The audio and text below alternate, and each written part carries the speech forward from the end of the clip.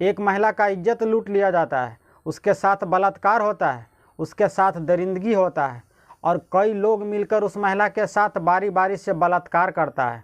एक तरह से उस महिला के साथ गैंग रेप किया जाता है और गैंग रेप करने के बाद उस महिला को धमकी देते हुए कहता है कि अगर यह बात तुमने किसी को भी बताई, तुमने अपने पति को भी बताई, तो तुम्हारे पति को टुकड़े टुकड़े कर दिया जाएगा।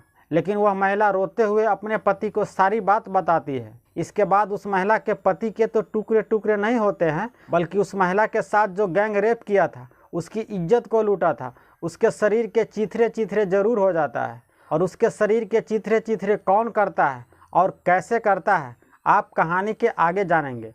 नमस्कार दोस्तों, मैं हूं अंकुश।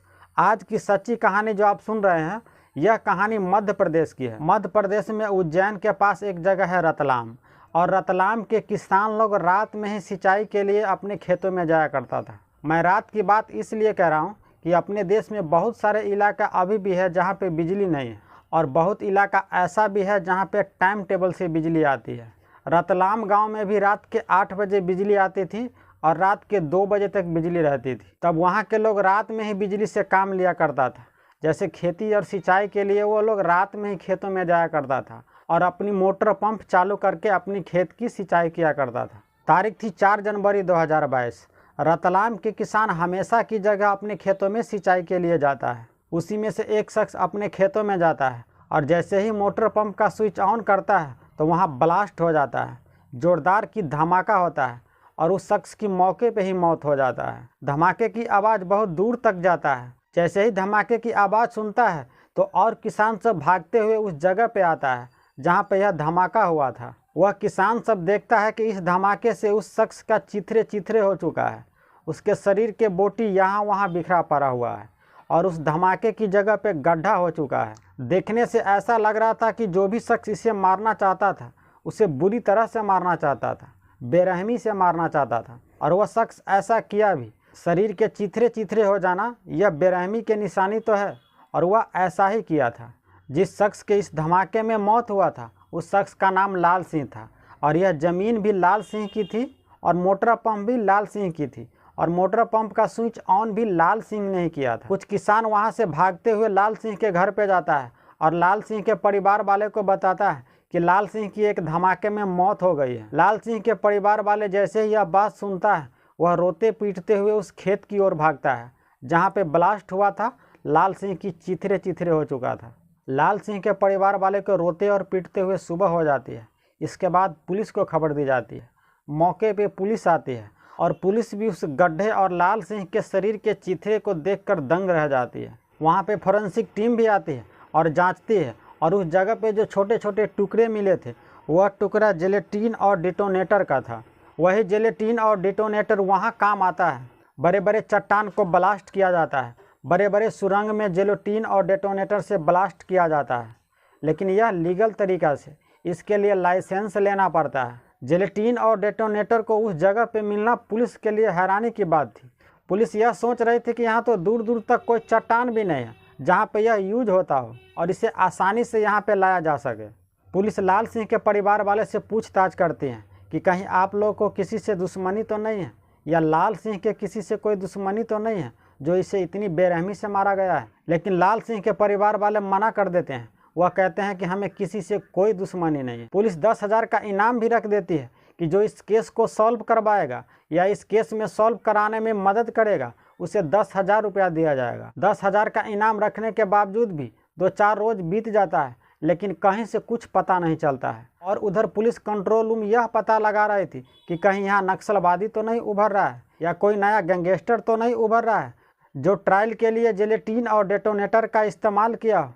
लेकिन पुलिस का यहाँ भी हाथ खाली था। पुलिस हर तरह से जांच कर रही थी कि लाल सिंह का कत्ल कैसे हुआ है, लेकिन कहीं से कुछ भी सुराग नहीं मिल रहा था और पुलिस के हाथ अभी भी खाली था।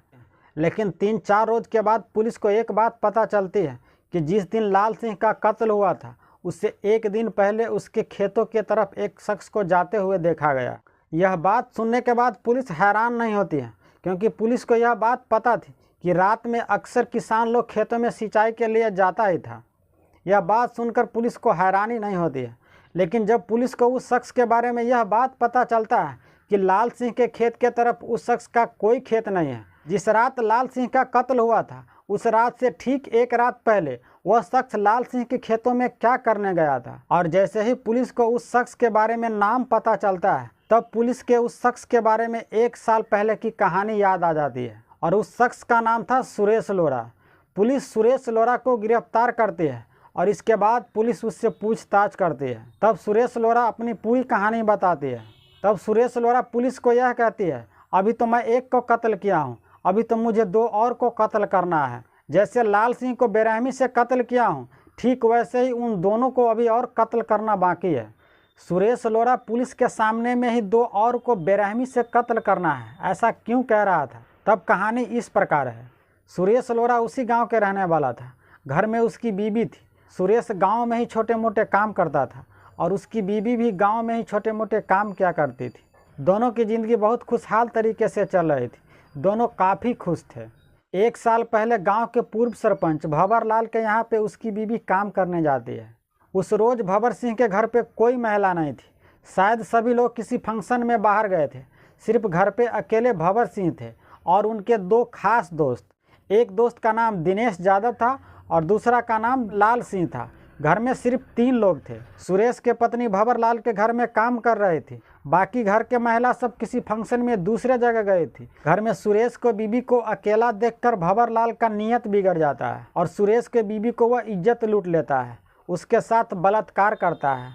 इनके बाद जो उनके 2 दोस्त और थे, एक लाल सिंह और दूसरा दिनेश यादव, वो लोग भी सुरेश के बीबी के साथ बारी बारी से बलात्कार करता है, उसकी इज्जत को लूटता है। एक तरह से वह तीनों मिलकर उसके साथ गैंग रेप करता है और उसके साथ दरिंदगी करता है। और वह तीनों लोग सुरेश के बीबी को इज्जत को लूटने के बाद उसे धमकी देते हुए कहता है कि अगर यह बात तुमने किसी को भी बताई या तुम अपने पति को भी बताई तो तुम्हारे पति को टुकड़े टुकड़े कर देंगे। यह कहकर सरपंच अपने घर से सुरेश की बीबी को जाने को कहती है। सुरेश की पत्नी अपने घर पे आती है और रोते हुए सारी बात अपने पति को बताती है। वह रोते हुए अपने पति को बताती है कि वह तीनों लोग ने हमारा इज्जत लूटा है, मेरे साथ ज़बरदस्ती की है। यह बात सुनने के बाद सुरेश को बहुत गुस्सा आता है और घर से कट्टा निकालकर वह तीनों को मारने के लिए निकलता है।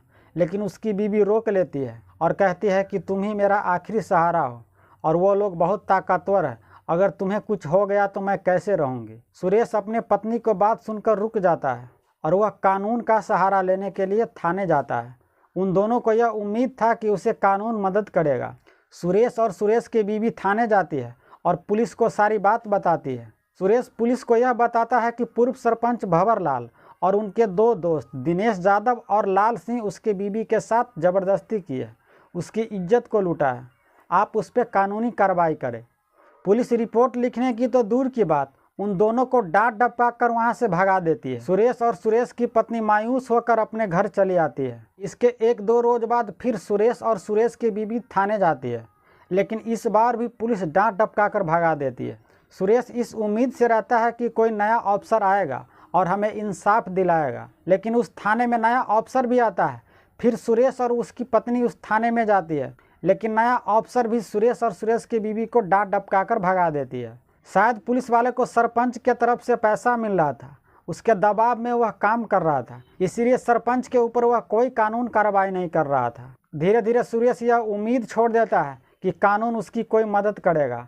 इसके बाद सुरेश खुद फैसला लेता है कि उसकी बीवी के साथ जो गैंग रेप हुआ था उसका बदला खुद लेगा वो। सुरेश के दूर के रिश्तेदार जेलेटिन और डिटोनेटर बेचा करता था। सुरेश उसके यहाँ पे जाता है और इसके बाद उससे पूछता है कि यह कैसे काम करता है। इसके बाद उसे बता देता है। तब सुरेश उसे कहता है कि मुझे दोगे। तब सुरेश को जेलेटिन और डिटोनेटर दे देता है। इसके बाद वह लेकर अपने घर पे आ जाता है और 3 जनवरी 2022 को जेलेटिन और डिटोनेटर लेकर लाल सिंह के खेतों में चला जाता है और मोटर पंप के बगल में थोड़ा थोड़ा गड्ढा खनता है और उस गड्ढे में जेलेटिन और डिटोनेटर का वायर के साथ कनेक्ट कर देता है। इसके बाद ऊपर से मिट्टी डाल देता है और मोटर पंप का जहां स्विच लगा हुआ था उसके साथ उस वायर को कनेक्ट कर देता है। अब ऐसा था कि कोई भी मोटर पंप का स्विच ऑन करेगा तो वह ब्लास्ट हो जाएगा। और 4 जनवरी 2022 को लाल सिंह अपने खेत में आता है और जैसे ही मोटर पंप का स्विच ऑन करता है तो ब्लास्ट हो जाता है और लाल सिंह के शरीर के चीथड़े चीथड़े हो जाता है। सुरेश को लगता है कि जो उसकी बीवी के साथ दरिंदगी हुआ था उसका बदला लिया है, लेकिन पुलिस पे यहाँ उंगली उठती है। अगर सुरेश को 1 साल पहले इंसाफ दिला दिया होता तो वह शायद आज कातिल नहीं होता, एक आम आदमी की तरह आज़ाद घूमता। लेकिन इस घटना से पूर्व सरपंच भंवर लाल और दिनेश यादव और जो लाल सिंह मर चुका है उस पर रेप का केस दर्ज होता है और सुरेश को लाल सिंह के कत्ल के जुर्म में सभी जेल के अंदर में है। तो यह थी आज की सच्ची कहानी दोस्तों। इस कहानी के माध्यम से हम किसी की भावना को ठेस नहीं पहुंचाना चाहते हैं, बल्कि हम आपको सतर्क और जागरूक करना चाहते हैं। तो अब आप हमें दीजिए इजाज़त, हम आपसे अगले वीडियो में मिलते हैं। तब तक आप अपना और अपने पूरे परिवार का ख्याल रखिए। जय हिंद, जय भारत।